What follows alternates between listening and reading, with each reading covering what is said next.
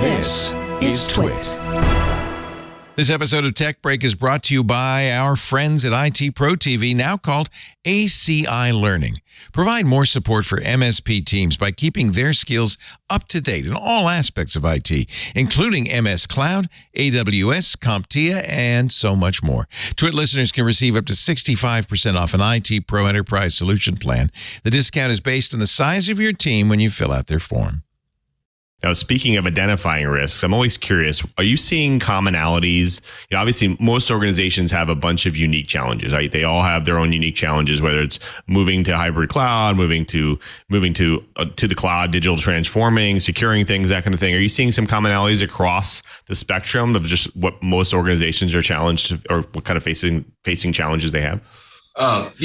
Specific to security, I think it harkens back to, my comments earlier, and that is a lot of security organizations are ill prepared to handle a software-defined world. So, I come from a background where a policy is written before anything is deployed to production. Security has to review it. They have the big battle axe to be able to say, no, this isn't going live this week.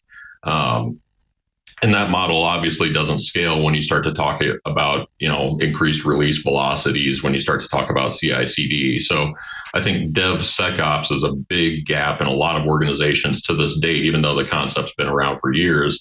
It's not something that most organizations have really gotten their head around.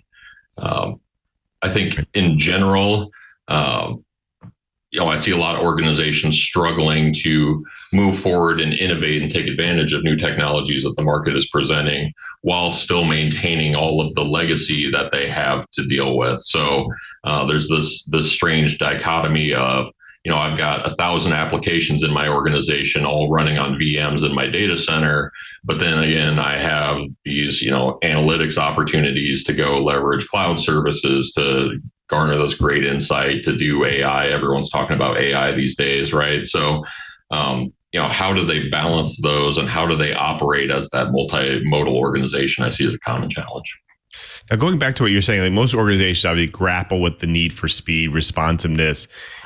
Kind of going more specific into technology, how do you envision the future of what we call operating at the edge? Do you see some way of effectively integrating, let's say, hyperscale cloud services to edge operations? What do you see there? How can organizations do this?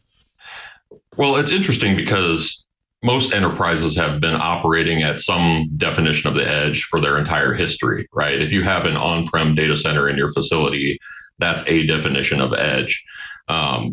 The challenge is when cloud became, prominent in the industry, everyone wanted to centralize into cloud because of the ease of use, the ease of adoption, the potential for it to be cost effective, stable, all those illities that we associate with cloud. And they started to ignore or abandon their existing edge footprint. Now they're starting to realize that, hey, not all workloads are a good fit for a centralized cloud environment. Some have to operate at the edge or are better to operate at the edge.